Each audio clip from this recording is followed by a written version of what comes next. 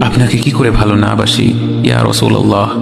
যখন আপনি আমাকে ভালোবেসেছেন সেই 1400 বছর আগে, যখন আপনি আমাকে মিস করতেন, আশা করতেন যেন আমার সাথে দেখা করতে পারেন, অথচ তখনও আমি জন্মই হইনি।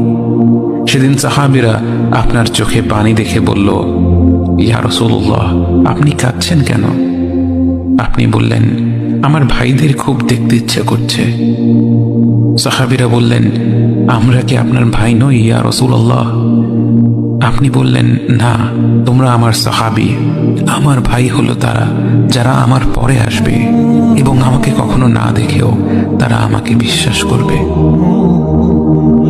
মৃত্যু শয্যায় শুয়ে আপনার অন্তরে এই চিন্তা ছিল যে আমাদের পরিণতি কি হবে। উম্মতি উম্মতি বলতে বলতে আপনি আপনার রবের নিকট ফিরে গিয়েছেন।